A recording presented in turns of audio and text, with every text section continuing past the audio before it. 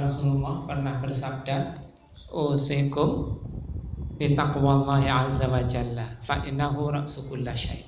Aku wasiatkan kepada kalian untuk bertakwa kepada Allah azza wa jalla, karena ketakwaan itu adalah kepala dari segala sesuatu, seakan-akan menjadi puncaknya segala sesuatu.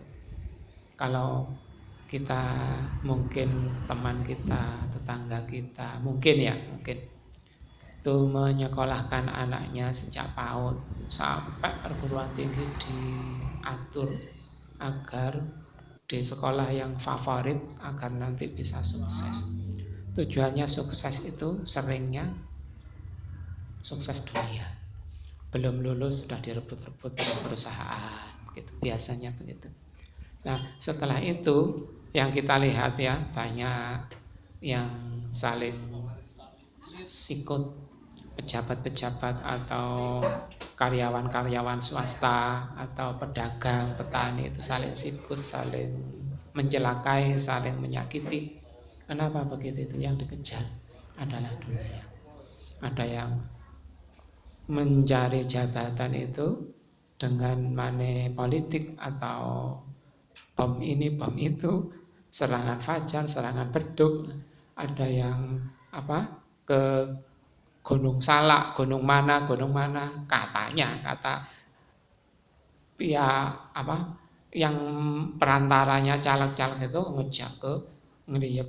Katanya yang paling ampuh itu ke Ngeliyep, katanya begitu. Selamatan, terus hajatan, berdoa, setelah itu ini apa itu namanya, mahar atau apa itu, tumpengnya itu apa itu dilarung ke laut, mungkin dikintirkan, hanyutkan ke laut, mungkin begitu. Nah itu katanya sering gol kalau ke Ngeliyep. Untuk apa begitu itu? Ya itu tadi, ingin mengejar 3 lupa bahwa 14 abad yang lalu Rasulullah berwasiat. Kalau kita diberi wasiat oleh orang tua kita, seringnya kita pegangi erat-erat gitu ya. Kita pegangi, nggak bisa terlepas dari wasiat itu. Kenapa? Karena pesan terakhir dari orang tua kita. Lah Rasulullah juga berwasiat. Pesan terakhir sebelum beliau meninggal itu banyak pesannya, diantaranya ini, usikum, aku wasiatkan kepada kalian untuk bertakwa kepada Allah Azza wa Jalla, karena ketakwaan itu adalah kepala dari segala sesuatu, harus dikejar-kejar betul gitu. Puasa kita yang kita targetkan, yang ditargetkan oleh Allah, la'allakum tattaqun, ini juga agar kita selalu selama sebulan Ramadan ini dilatih untuk bertakwa, agar nanti 11 bulan berikutnya menjadi orang-orang yang bertakwa. La'allakum itu kalau ahli bahasa mengatakan, kalau yang berbicara itu Allah, yang mengatakan itu Allah, itu pasti. Kalau yang mengatakan manusia itu mudah-mudahan, semoga. Kalau yang bicara Allah itu pasti kamu akan bertakwa. Dilatih sebulan ini untuk takut kepada Allah Subhanahu wa taala. Takwa itu takut, untuk berhati-hati. Kate ngomong hati-hati, kate bersikap hati-hati. Kenapa? Dilandasi oleh takut kepada Allah Subhanahu wa taala. Nah, jamaah salat Jumat rahimakumullah, di surat Al-Kahfi ayat 13-14 itu salah satu kalimatnya disebutkan wazidnahum huda, kami tambah mereka, orang-orang yang tinggal di goa itu, ditambah petunjuknya. Kita juga begitu. Imam Bukhari dan imam-imam yang lain, kata Ibnu Katsir, menjadikan ayat itu, surat Al-Kahfi 13 akhir itu kalau nggak salah ya, dan surat Al-An'am ayat 2 yang saya bacakan tadi, itu menyimpulkan bahwa iman itu bertambah dan berkurang. Bertambah dengan ketaatan, berkurang karena maksiat. Makanya kalau dulu saya kecil-kecil itu ada pujian-pujian, ngajine arang-arang, iku tandane imane kurang. Banyak maksiat, nggak ngaji sering-sering, akhirnya imannya kurang. Apa iman itu? Tasdiqur Rasul fi ma jaa bihi an rabbih. Membenarkan berita Rasul dari Rabbnya, dari penciptanya. Kata Ibnu Hajar Al-Asqalani begitu. Yang menulis kitab Bulughul Maram itu, yang kita sering membacanya, mengkajinya itu. Yang menulis syarahnya Sahih Bukhari, diberi nama Fathul Bari. Nah, beliau itu mendefinisikan iman itu begitu. Membenarkan berita Rasul dari Rabbnya. Seperti Nabi Ibrahim. Mimpi menyembelih anaknya, ragu. Bener lagi perintah dari Allah. Makanya ada Yaumut Tarwiyah, hari keraguan-raguan.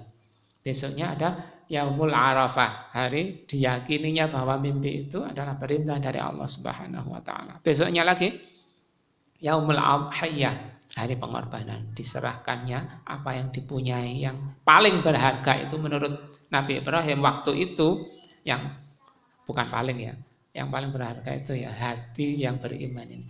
Yang sangat berharga yaitu anak, dikorbankan untuk membenarkan berita Rasul dari Allah itu, dari Rabbnya Rasul itu tadi.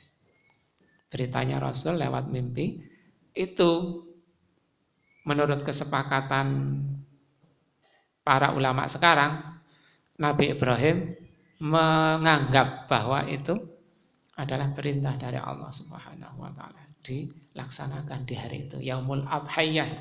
Makanya kita sekarang ada begitu, Idul Adha, sebelumnya puasa Arafah. Sebagian saudara kita itu puasa Tarwiyah. Wallahu alam ada apa enggak dalilnya. Yang jelas hari itu hari keraguan-raguan. Nah, Nabi Ibrahim begitu, mengorbankan yang dipunyai, yang sangat berharga. Nah, Nabi Ismail juga begitu, mengorbankan yang sangat berharga, nyawanya. Untuk apa? Karena iman itu tadi. Nah, iman bertambah dan berkurang. Agar iman kita ditambah oleh Allah, kita berlatih untuk taat kepada Allah Subhanahu wa taala. Yang sering enggak ngaji di hari Ramadan, di bulan Ramadan ngaji paling enggak minimal 1 lembar per hari. Syukur-syukur bisa 1 juz. Sarannya Rasulullah di luar atau di dalam Ramadan kita ini khatam dalam 40 hari.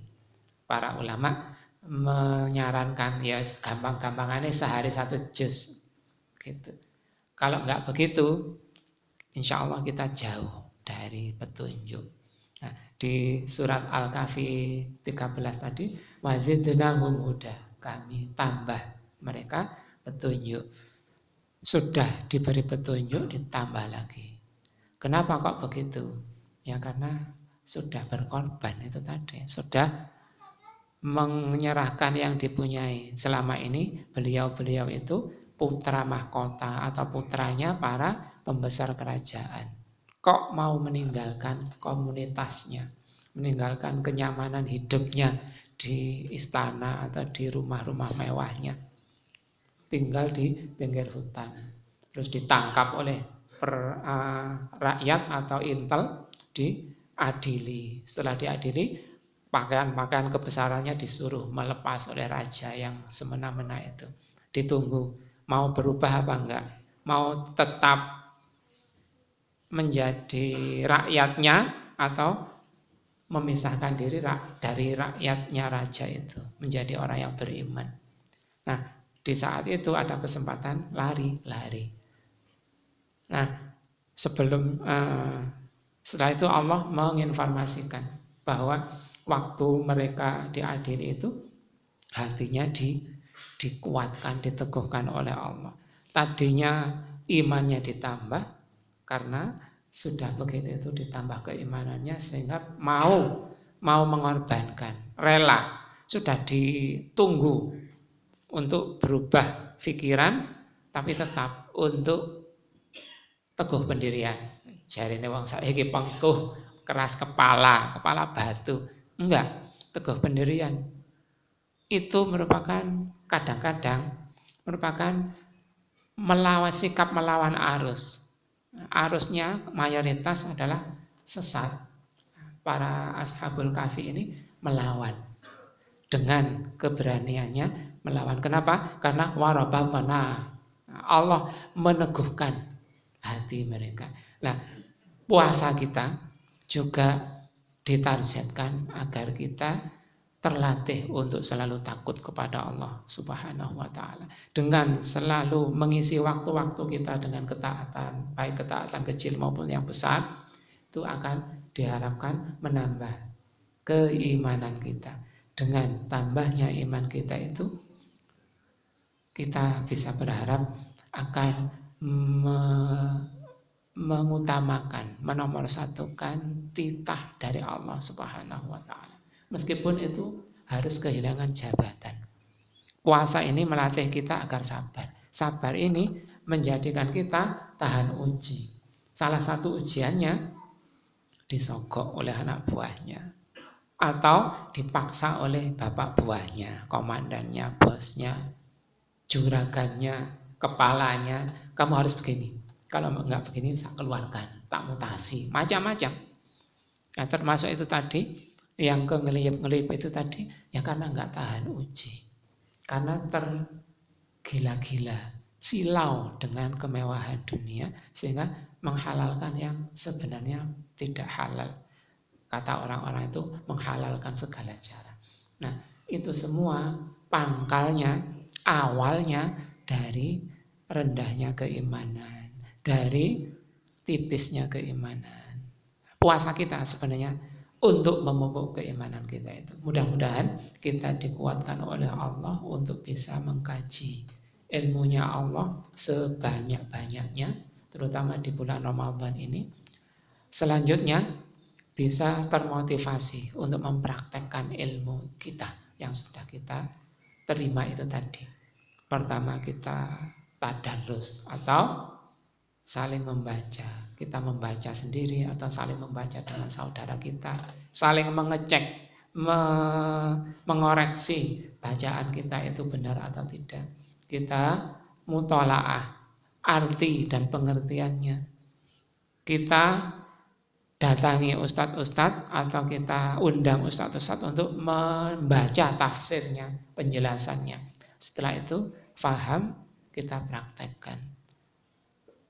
Kita terapkan dalam kehidupan nyata, keseharian. Setelah itu kita termotivasi untuk mengajak orang lain untuk itu. Karena predikat syarat agar kita dijuluki Allah sebagai orang yang untung, yang tidak buntung adalah 4. Beriman, beramal atau mempraktekkan ilmu, mendakwahkan ilmu, dan bersabar dalam meniti jalan Allah Subhanahu wa taala yang digambarkan di salat Al-Asr itu. Mendakwahkan ilmunya, mengajak orang lain, bukan hanya di mimbar-mimbar ini saja, tetapi di pinggir-pinggir jalan, di teras, di warung kopi, di mana saja ada atau banyak orang yang berpotensi untuk kita ajak. Nah, setiap muslim harus mengajak dan bersabar dalam meniti jalan Allah Subhanahu wa taala. Mudah-mudahan madrasah Ramadan ini bisa mengantarkan kita kepada bertambahnya keimanan kita. Aku qouli hadza astaghfirullah wa atubu ilaih.